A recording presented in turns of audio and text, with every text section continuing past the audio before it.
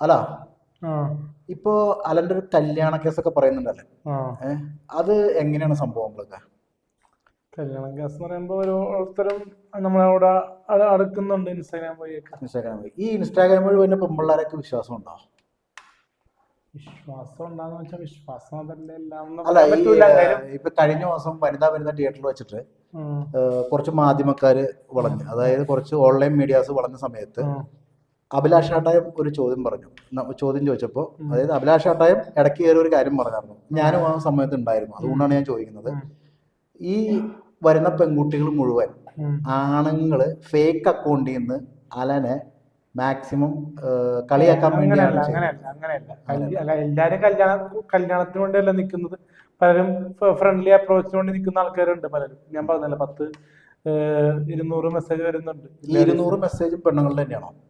200 message ചിലത് മറ്റേ എന്താ പറയാ ഫേക്ക് ആയിട്ടുള്ള ഐ ഡിന്നാണ്. മെസ്സേജ് അയക്കുന്ന പെണ്ണുങ്ങളായിരിക്കാം, കാരണം ഒരുപാട് പെണ്ണുങ്ങളെ കൊണ്ട് വിളിപ്പിച്ചിട്ട് ആണുങ്ങൾ കളിയാക്കുന്നുണ്ട്. അങ്ങനെയുള്ള അനുഭവങ്ങൾ ഉണ്ടായിട്ടുണ്ട്. പക്ഷെ ഇപ്പൊ നമ്മളോടൊക്കെ ചാറ്റ് ചെയ്യണത് മറ്റേ ഇങ്ങനെ ട്രാപ്പ് ചെയ്യാൻ വേണ്ടി ഇങ്ങനെ നമ്മള് ഇൻസ്റ്റാഗ്രാമിലൊക്കെ പെട്ടെന്ന് വീഡിയോ കോൾ വിളിച്ചിട്ട് മോശമായിട്ടുള്ള ഉം, വീഡിയോ കോൾ അതെ അതെ വിളിക്കും. അതെ അതെ. കട്ടാക്കും അപ്പൊ അങ്ങനെ തന്നെ. ഒരുപാട് പെൺകുട്ടികളൊക്കെ ഇപ്പൊ ഇവിടെ ഉണ്ട്, നമ്മൾ പോലും എന്നെ അറിയില്ല. വിളിക്കാറുണ്ട് അങ്ങനെ, ഞാൻ കട്ടാക്കും അപ്പൊ തന്നെ. വിളിക്കാറുണ്ട്. ഞാൻ അങ്ങനെ വരുമ്പോ കട്ടാക്കും. പിന്നെ കോള് വരുമ്പോ ഇങ്ങനെ മോശമായിട്ട് വരില്ലല്ലോ, ഫുൾ ഓക്കെ. നാക്ഡ് ആയിട്ടൊന്നും വരില്ലല്ലോ, പെട്ടെന്ന് അടുത്തോമ്പോ അങ്ങനെ കട്ടായി പോകും. ഇപ്പൊ ഈ ആറാട്ടണ്ണൻ ഇടയ്ക്ക് കഴിഞ്ഞ ദിവസം ഒരു നടിയെ വിളിപ്പിച്ചു എന്ന് തോന്നുന്നു അല്ലേ? ഒരിക്കൽ ആറാട്ടന്റെ വീട്ടിൽ വെച്ചിട്ട് ഒരു നടിയെ സംസാരിച്ചപ്പോ എന്തോ വിഷയമായി എന്ന് പറഞ്ഞു. അത് ഏത് നടിയായിരുന്നു അത്? അനുസത്താര.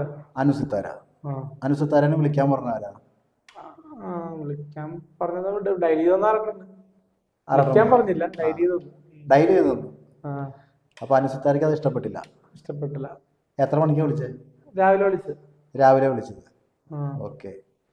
അപ്പൊ അനുസിത്താര എന്താ പറഞ്ഞേ വിളിച്ചപ്പോ? വിളിച്ചു കഴിഞ്ഞപ്പോ ഒന്നും ഓക്കെ മോനെ, ശരി എന്നൊക്കെ പറഞ്ഞ് കട്ടാക്കി. പിന്നെ മോനേന്ന് വിളിച്ചല്ലേ? അത് കഴിഞ്ഞ് മറ്റേ ആർട്ടനോട് മറ്റേ ആ പൊട്ടണൊക്കെ നമ്പർ കൊടുക്കുമെന്ന് ചോദിച്ചു. പൊട്ടൻ എന്തിനാ നമ്പർ കൊടുത്തതെന്ന് ചോദിച്ചു. ആ അപ്പൊ അത് കേട്ടപ്പോ എന്താ തോന്നി? അത് പുള്ളി പറഞ്ഞത് ആർട്ടനെ പറഞ്ഞത്. പുള്ളി വേഗത്തെ എങ്ങനെയാണ് അനുമാനം പറഞ്ഞതെന്ന് എനിക്കറിയില്ലല്ലോ. ഓക്കെ. ഇനിയിപ്പൊ ഈ കൂടുതലിന്റെ ഒക്കെ മറ്റേ ഓഡിയോ ലോഞ്ചൊക്കെ അറിയുമ്പോൾ അത് കണ്ടൊന്ന് സോൾവ് ചെയ്യാൻ ശ്രമിക്കാം. ആ സംസാരിച്ച് സോൾവ് ചെയ്യാന്നുള്ളൂ. കാണുമ്പോ ഒന്ന് പറയണം. അപ്പം അങ്ങനെയാണ് കാര്യങ്ങൾ. പിന്നെ ഒരുപാട് വിവാദങ്ങൾ ഇപ്പോൾ വന്ന് പോണു. ഇനി വിവാദങ്ങളിൽ പെടാൻ ചാൻസ് ഉണ്ട് എന്നുള്ള എന്തെങ്കിലും പേടിയുണ്ടോ? എന്നെ കൊടുക്കാനുള്ള സാധ്യതയുണ്ട് ചില സമയത്ത് ആ. തോന്നുന്നുണ്ട്. കാരണം ഞാൻ പറഞ്ഞത് ഇപ്പൊ 200 ചാറ്റ് ഉള്ളപ്പോ നമ്മൾ എന്തെങ്കിലും മോശമായിട്ടൊക്കെ മിണ്ടിട്ടുണ്ടെങ്കിൽ പ്രശ്നമാകാം. സ്ത്രീകളെ വലിയ വിശ്വാസമില്ല. വലിയ വിശ്വാസം ഇല്ല. എന്നാലും വലിയ വിശ്വാസമില്ല. എന്നാലും പണ്ട് തുടങ്ങിയ പുരുഷന്മാരെക്കാരെ കൂടുതൽ വിശ്വസിക്കുന്ന സ്ത്രീകളായോണ്ട് ആ. എന്ന് പറഞ്ഞാൽ, ഞാൻ ചെറുതിലെ പഠിക്കുന്ന തുടങ്ങി ഞാൻ എന്നെക്കാളും മറ്റേ എന്താ പറയാ പെൺകുട്ടികളുടെ ഒപ്പം നടക്കാനൊക്കെ എനിക്ക് ഇഷ്ടപ്പെടുന്നു. ഏതൊരു അത് പെൺകുട്ടി ഒരിക്കൽ റേപ്പ് ചെയ്യാൻ ശ്രമിച്ചു എന്ന് പറഞ്ഞാൽ, ഒരു പെൺകുട്ടി സ്കൂളിൽ പഠിക്കുമ്പോൾ ഉമ്മ വയ്ക്കാനോ എന്തോ എന്നോട് ആരെ ഒരിക്കൽ പറഞ്ഞു എന്ന് പറഞ്ഞു. എൻ്റെ ഞാൻ അടുത്ത് റേപ്പ് പറഞ്ഞല്ലോ. ചെയ്യാനോ? താൻ റേപ്പ് ചെയ്യണതല്ല, തന്നെ കെട്ടിപ്പിടിച്ച് ഉമ്മ വെച്ചെന്ന് പറഞ്ഞു സ്കൂളിൽ പഠിക്കുമ്പോൾ ഒരു പെണ്ണ്. അതിപ്പോ സംസാരിച്ചാൽ അത് അല്ല ശരിയാവില്ല. വിഷയമല്ല, വെറുതെ പറഞ്ഞു. അത് എന്താ സംഭവം എന്ന് അറിയാൻ വേണ്ടിയാണ്. ജനങ്ങൾക്കറിയാലോ, അലൻ ജോസ് പെരേര പീഡനവീരനായിട്ടുള്ള ആൾക്കാർ ഇപ്പോൾ കാണുന്നത്, ആ നമ്മളടക്കം. അതൊരു മോശമായിട്ടുള്ള സംഭവമാണ്. കാരണം എൻ്റെ നമ്മള് ഇപ്പൊ ആൾക്കാര് നമ്മളെ കാണുമ്പോ ക്രിഞ്ചടിക്കുന്നുണ്ട്, പല ബന്ധുക്കളായിട്ടുള്ള സഹോദരിമാര്.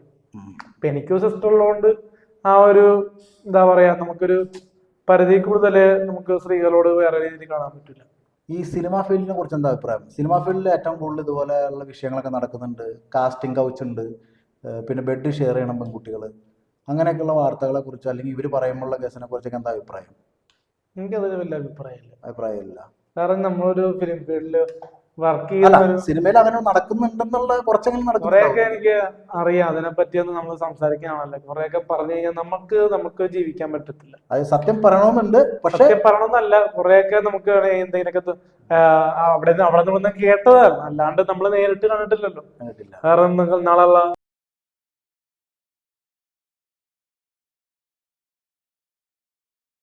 പറ്റി മോശമായിട്ട് പച്ചക്കിനോട് പറഞ്ഞിട്ടുണ്ട്.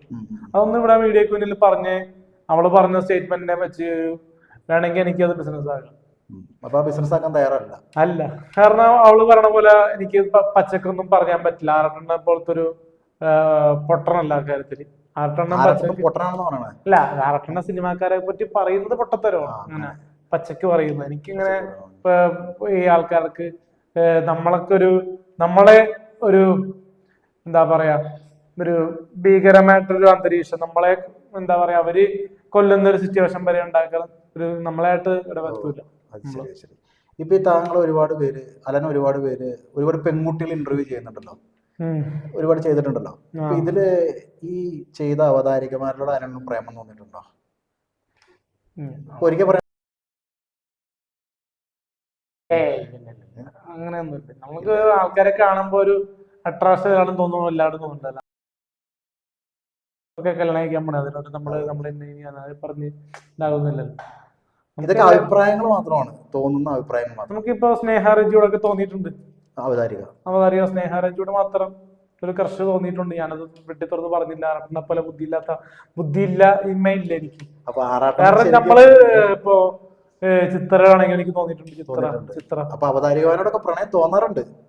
പ്രണയം എനിക്ക് ആരോടെ തോന്നാത്തത്, എല്ലാവരോടും പ്രണയമാണ്. അപ്പൊ കാസിനോവയാണ് ശരിക്കും. കാരണം എന്റെ ഒരു പ്രായം വെച്ച് 20-30 ആരോടും എനിക്ക് പ്രണയം തോന്നാം. അപ്പൊ അതൊരു ആക്ടിങ് മാത്രം. അതാണ് സംഭവം. അഭിനയിക്കുമ്പോ എന്തോരം പേരുള്ള ആൾക്കാർ അഭിനയിക്കുന്നു, അതിലൊരാള് മാത്രം. പിന്നെ ഒരു ചെറിയൊരു സീൻ ഉണ്ടാവുന്നല്ലോ, അതെന്തോ ചെറുതായിട്ട് മിന്നി മാറിപ്പോയി. പിന്നെ ക്ലോസപ്പ് സീൻ ആയില്ല, എങ്കിലും റീലിലൊക്കെ വന്നില്ല ഒരുമിച്ച്.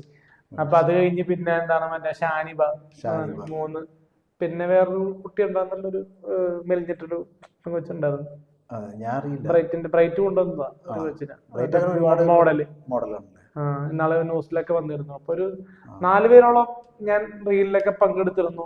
അത് കഴിഞ്ഞ് ഇപ്പൊ ഞാൻ ചെയ്യുന്നത് കഴിഞ്ഞ ദിവസം ദിവ്യ എന്നൊരു പേരിൽ വെച്ചാണ് റീൽ ചെയ്ത്. വലിയ പ്രായം തോന്നിക്കല്ലോ, ഒരു പെൺകുട്ടിയെ കെട്ടിപ്പിടിക്കുന്നുണ്ടായിരുന്നല്ലോ ഒരു പ്രോഗ്രാമിനിടയിൽ, ഒരു ടെന്നീസ് മറ്റേ ബാസ്കറ്റ് ബോൾ കളിച്ചിട്ട് ഒരു പെൺകുട്ടിയെ കെട്ടിപ്പിടിക്കുന്ന സീൻ ഉണ്ടായിരുന്നല്ലോ. മനപ്പുറം കെട്ടിപ്പിടിച്ചതാ. ആ കുട്ടിയുടെ അനുവാദം ഇല്ലാണ്ട് ഇങ്ങനെ കളിച്ചപ്പോൾ വീണപ്പോൾ ഇങ്ങനെ ഹഗ് ചെയ്തു. ഇത്രേ ഉള്ളൂ. അതായത് സിനിമാക്കാരെ നോക്കിയെന്നാണ് അത് വലിയ കുറ്റം പറഞ്ഞത്. കാരണം നമുക്കും വലിയ പ്രായമില്ലല്ലോ, അത് മോശമായിട്ടൊന്നുമില്ലല്ലോ. ആ പെൺകുട്ടിയോട് പ്രണയം തോന്നിയായിരുന്നോ? ആ പെൺകുട്ടിയോട് ചെറിയൊരു പ്രണയം തോന്നിയായിരുന്നോ? പ്രണയം ആരോടും തോന്നല്ലോ, തോന്നി. ഞാൻ പറഞ്ഞല്ലോ പറഞ്ഞു കൃഷ്ണുണ്ടെന്ന് പറഞ്ഞു. എനിക്കല്ല വലിയൊരു പ്രേമമായിട്ടല്ല, കൃഷ്ണൻ പോലെ തോന്നി, ഇത്രേ ഉള്ളൂ. പിന്നെ എന്താണ് മറ്റേ അതിലിട്ട് വേറെ ഒരു മോഡലിനോടും കൃഷ്ണല്ല ഒരു ആരാധന തോന്നി. കാരണം ഈ റീലൊന്നും പങ്കെടുക്കില്ല. കാരണം ഈ ആട്ടയം എന്ന് പറഞ്ഞ ആളില്ലേ, മറ്റേ ഇപ്പൊ മുടിയൊക്കെ വെട്ടിട്ട് നല്ല സെറ്റ് ആയിട്ട് കിടക്കുന്ന പുള്ളി എപ്പോഴും 200 രൂപയോട് ചോദിക്കും. 200 ചോദിക്കും. 200-300. അതെന്തിനാ ചോദിക്കണേ?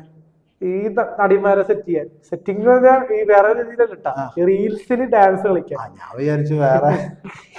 പക്ഷെ അതൊട്ട് റീൽസിൽ കൊണ്ടുവരില്ല.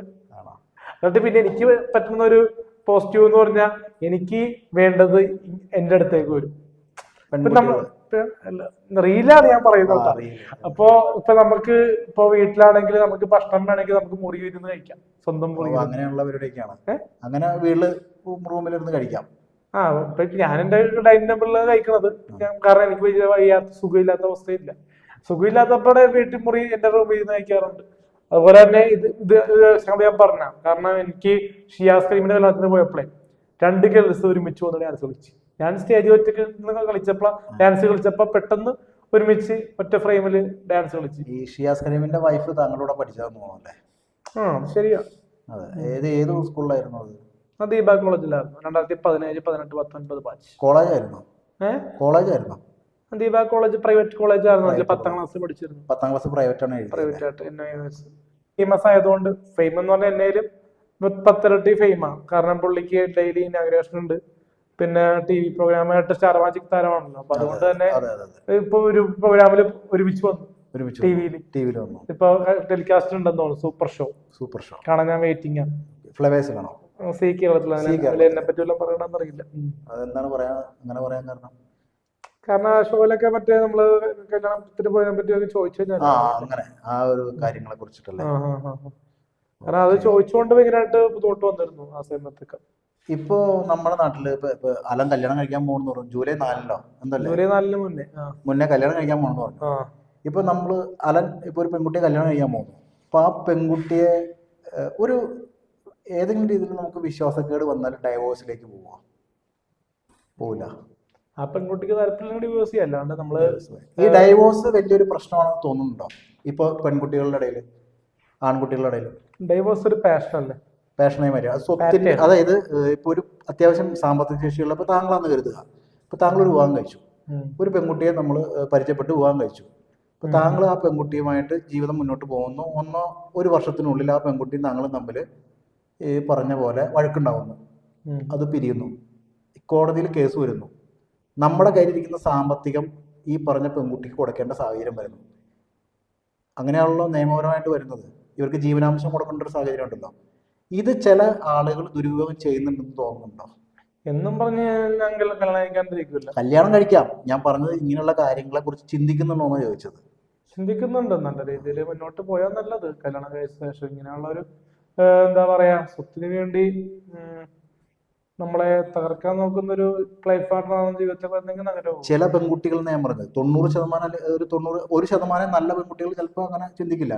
പക്ഷെ ഇന്നത്തെ കാലഘട്ടത്തിൽ 1.5 കോടി രൂപ ആസ്തി ഉണ്ടെന്ന് പറഞ്ഞപ്പോഴാണ് ഇപ്പോൾ കുറെ പേരൊക്കെ വരുന്നത്. അപ്പൊ അത് ഞാൻ പറഞ്ഞതിന്റെ ഒരു പോയിന്റ് അല്ലേ, ഞാൻ പറഞ്ഞൊരു പോയിന്റിലേക്കാണ് എത്തുന്നത്. 1.5 കോടി ആസ്തി ഉണ്ടെന്ന് പറഞ്ഞപ്പോൾ വരുന്ന പെൺകുട്ടികളെ നമ്മൾ എന്തർത്ഥത്തിൽ പൂർണ്ണമായി വിശ്വസിച്ച് പ്രേമിച്ച് ജീവിതത്തിലേക്ക് കൊണ്ടുവരും?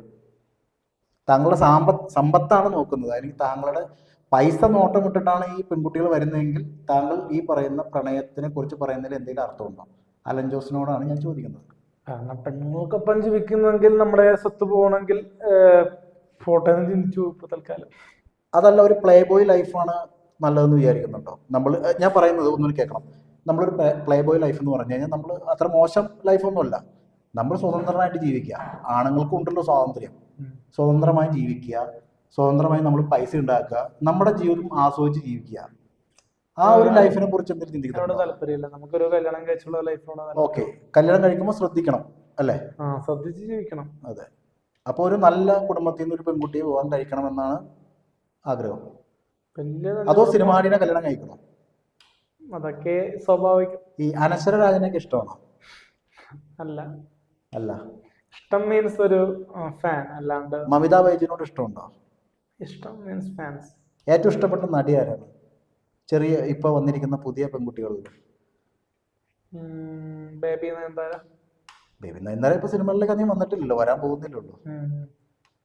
പഴയ ചെറിയ ബാലതാരമായിട്ട് വന്ന ആളല്ലേ. ഇപ്പൊ നിലവിലുള്ള പെൺകുട്ടികളിലെ ആരോടാണ് കൂടുതൽ ഇഷ്ടം? ഇവര് അല്ലാണ്ട് ഒരു എക്സാമ്പിൾ? ഇവരല്ലാതെ അനാർക്കലി. അത് പ്രായമുള്ളതല്ലേ? അനാർക്കലിക്ക് പ്രായമുണ്ടെന്നാണ് പറയുന്നത്. അതെ. പിന്നെ ഇപ്പൊ പുതിയ പെൺകുട്ടികൾ എന്ന് പറഞ്ഞാൽ കൂടുതലും പുതുമുഖങ്ങളൊക്കെയാണ് കൂടുതൽ വരുന്നത്. പേരെന്ന് പറഞ്ഞു കഴിഞ്ഞാൽ നമുക്ക് അങ്ങനെ വലിയ ഓർത്തിരിക്കാൻ പറ്റുന്ന പേരുകളൊന്നുമില്ല. അപ്പൊ ഇത്തരത്തിലുള്ള കാര്യങ്ങളിലാണ് താങ്കളുടെ പ്രണയവും വിവാഹ ജീവിതം, ഇതിന്റെയൊക്കെ സ്വപ്നങ്ങളും അഭിപ്രായങ്ങളും. നടിമാരെന്ന് പറഞ്ഞാൽ നമ്മുടെ ഒരു പടത്തിൽ അഭിനയിക്കുമ്പോൾ നമ്മൾ നായകനായിട്ട് അഭിനയിക്കുന്ന പടം. സങ്കല്പത്തിലുള്ള ഒരു പെൺകുട്ടി എങ്ങനെ വേണമെന്നാണ് ആഗ്രഹിക്കുന്നത്? നടിമാരെ പോലെ ഇരിക്കണോ, അതോ സാധാരണ ഒരു നാടൻ പെൺകുട്ടിയെ പോലെ ഇരിക്കണോ? എങ്ങനെയാണ് ആഗ്രഹിക്കുന്നത്? മോഡേൺ ലൈഫ് ആയിരിക്കണം. മോഡേൺ പെൺകുട്ടി ആയിരിക്കണം. പക്ഷെ സ്വത്തിന് വേണ്ടി ആരെയും എന്താ ചെയ്യുന്നൊക്കെ ടൈപ്പ് ആഗ്രഹമുണ്ട്.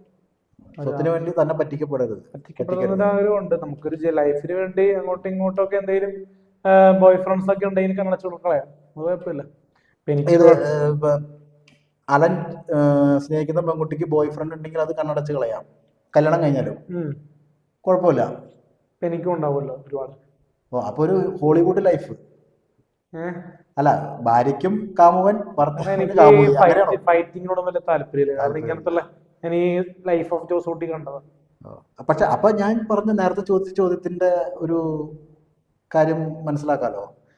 ഇപ്പൊ നമ്മൾ കല്യാണം കഴിച്ച് ഇത്രയും ആളുകളുടെ മുമ്പിൽ നമ്മൾ വിവാഹം കഴിച്ച് അത് വലിയൊരു ഉത്തരവാദിത്വത്തോടെ ഏറ്റെടുത്ത ശേഷം തന്റെ ഭാര്യയ്ക്ക് മറ്റൊരു ആൺ സുഹൃത്ത് ഉണ്ട്, അവരുമായിട്ട് കറങ്ങി നടക്കാൻ സാഹചര്യത്തിൽ താങ്കൾ അത് കണ്ണടച്ച് കൊടുക്കുമ്പോൾ താങ്കൾക്കും വേറെ ഒരു പെൺകുട്ടിയായിട്ട് മുന്നോട്ട് പോകണമെങ്കിൽ ഇതുപോലെയുള്ളൊരു അവസ്ഥയിലേക്ക് പോണേക്കാൾ നല്ലത് നമ്മൾ ഫ്രീ ലൈഫിൽ പോകുന്നതല്ലേ കുറച്ചുകൂടി നല്ലത്? ഉത്തരവാദിത്തങ്ങളില്ലാതെ. ഉത്തരവാദിത്തം ഉണ്ടായിട്ടും പ്രശ്നമുള്ള ലൈഫാണെങ്കിലും കുഴപ്പമില്ല. അപ്പൊ ഒരു പക്ക മോഡേൺ ലൈഫാണ് ഉദ്ദേശിക്കുന്നത്. നമ്മള് എന്താ പറയാ പ്രാക്ടിക്കലായിട്ട് ചിന്തിക്കുന്ന ആളാണ്.